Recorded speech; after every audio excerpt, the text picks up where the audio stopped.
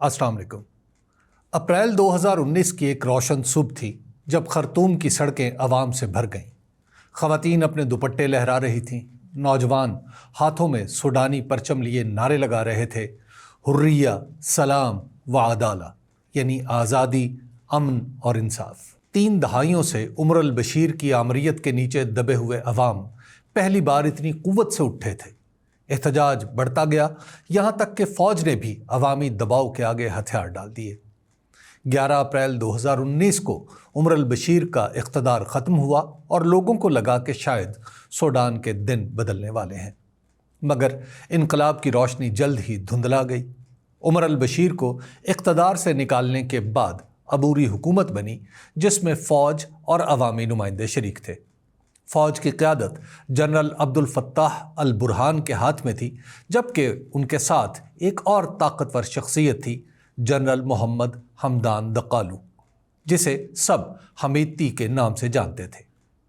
وہ ایک متوازی فوج، ریپڈ سپورٹ فورسز یعنی RSF کا سربراہ تھا۔ 50 سالہ حمیدتی کی کہانی خود سوڈان کی تاریخ کی طرح پیچیدہ ہے۔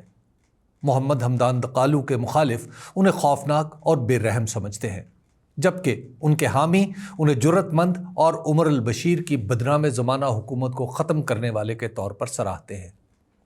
حمیدتی کا پس منظر سادہ ہے۔ وہ ایک شتربان قبیلے کی مہاریہ شاخ سے تعلق رکھتے ہیں۔ انہوں نے نوجوانی میں تعلیم ترک کرنے کے بعد اونٹوں کی تجارت کے ذریعے روزی کمانا شروع کی۔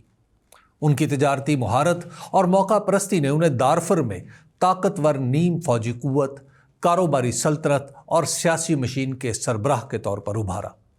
اس دوران انہوں نے جبل عامر کی سب سے بڑی سونے کی کان پر قبضہ کر کے اپنا اثر و رسوخ بڑھایا اور پھر سوڈان کے سب سے بڑے سونے کے برآمد کنندہ بن گئے۔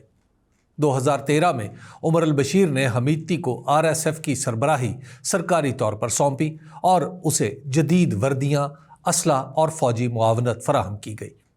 2015 میں سعودی عرب اور متحدہ عرب امارات نے سوڈان سے یمن میں فوجی بھیجنے کی درخواست کی، جس پر حمیدتی نے موقع کا فائدہ اٹھاتے ہوئے RSF کو کرائے کی فوج کے طور پر استعمال کیا۔ یہیں سے اس کے تعلقات عرب امارات کے ساتھ استوار ہوئے اور اس نے ابوظہبی کے حکمران خاندان سے بھی اپنا تعلق قائم کر لیا۔ حمیدتی نے روس کے نجی فوجی گروپ ویگنر کے ساتھ بھی شراکت داری کی، جس کے ذریعے اسے اپنی فوجیوں کی تربیت کے علاوہ سونے کے کاروبار میں بھی تجارتی فوائد حاصل ہوئے۔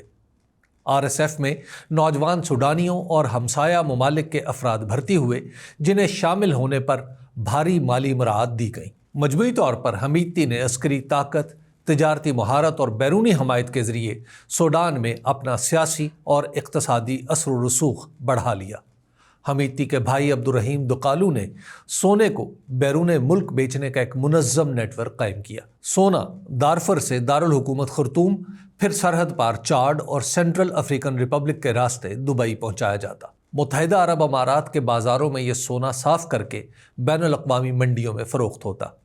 دبئی کی گولڈ مارکیٹ میں داخل ہونے والے سونے پر سوڈان کا نام تو نہیں لکھا ہوتا، مگر اس کی چمک میں دارفر کے ملبے، جلتے ہوئے دیہات اور بھاگتے ہوئے بچوں کی تصویریں ضرور جھلکتی ہیں۔ اسی سونے کی دولت سے RSF ایک ریاست کے اندر ریاست بن گئی۔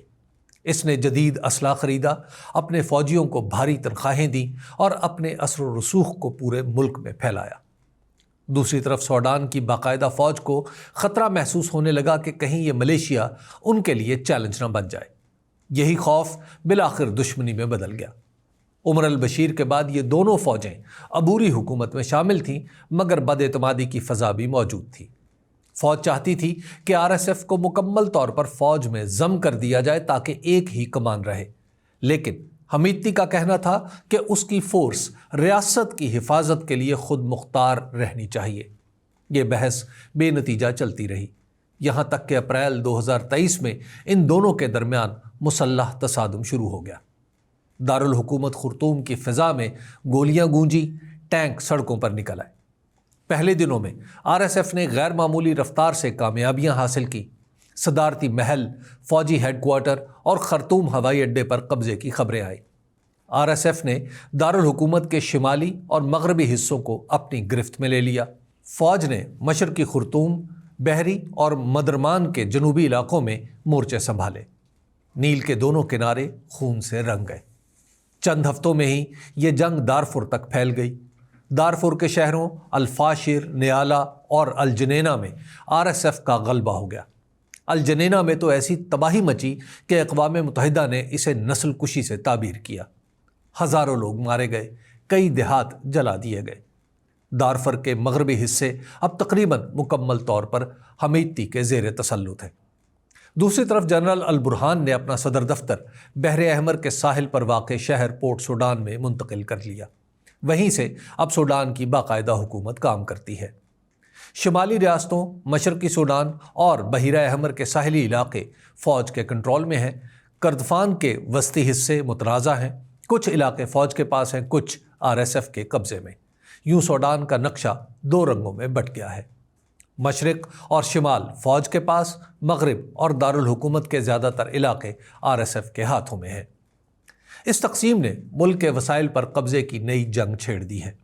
RSF کے ہاتھ میں سونے کی کانیں ہیں، جبکہ فوج کے پاس بندرگاہ اور غیر ملکی تجارت کے راستے۔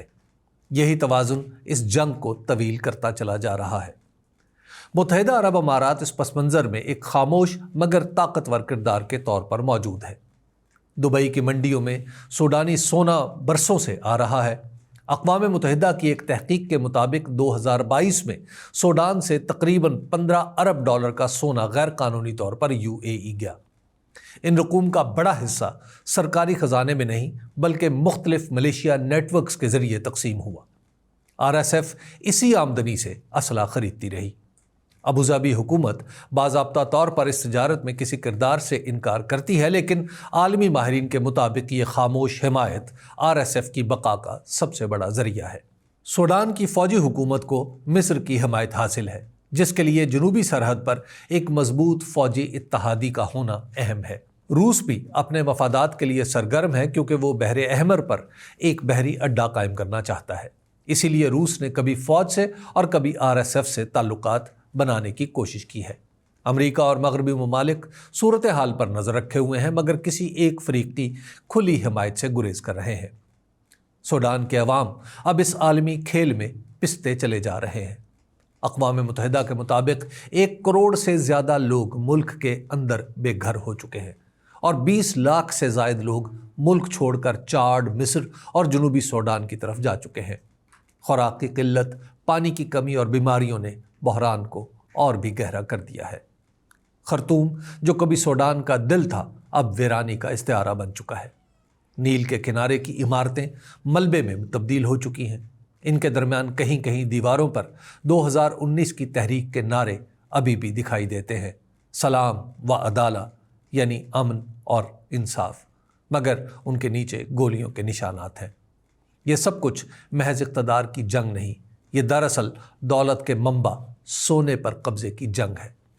دارفور کی زمین جس سے کبھی سوڈانی خواتین زیورات کے لیے سونا نکالتی تھیں، آج وہاں وہی سونا بندوق کی گولیوں میں ڈھل رہا ہے۔ ہر کان کے پیچھے خون کی ایک کہانی ہے۔ سونے کی ہر اینٹ کی چمک میں کسی مزدور کا خون اور کسی گاؤں کا المیہ چھپا ہے۔ حمیدتی کے لیے سونا طاقت کا ذریعہ ہے اور فوج کے لیے وہ خطرہ جو اس کے کنٹرول سے باہر نکل گیا ہے۔ اسی سونے نے سوڈان کی سیاست کو زہر آلود کر دیا ہے۔ بیرونی سرمایہ کاروں سے لے کر مقامی سرداروں تک سب اس کی دوڑ میں شامل ہیں۔ سوڈان اب 2 ریاستوں، 2 فوجوں اور 2 حقیقتوں میں بٹ چکا ہے۔ ایک طرف بندوقوں سے لیس RSF ہے جس کے ہاتھ سونے کی چمک میں رنگے ہیں، اور دوسری طرف وہ فوج ہے جو اقتدار میں الجھ کر بیکار ہو چکی ہے۔ درمیان میں وہ عوام ہے جنہوں نے کبھی انقلاب کے خواب دیکھے تھے، مگر اب انہیں صرف ملبے میں زندگی ڈھونڈنا ہے۔ اگر کبھی امن آیا تو شاید سوڈان کے زخم بھرنے میں بھی دہائیاں لگیں گی، کیونکہ یہاں صرف عمارتیں نہیں گریں، خواب بھی ٹوٹے ہیں۔ 2019 کی وہ صبح جب نوجوانوں نے آزادی کے نعرے لگائے تھے، اب ایک یاد بن چکی ہے۔ شاید کسی دن نیل کے کنارے دوبارہ گیت گائے جائیں گے، مگر ایسا تبھی ہوگا جب سوڈان کے حکمران سونے کو ذاتی دولت نہیں، عوام کی امانت سمجھیں گے۔ شکریہ۔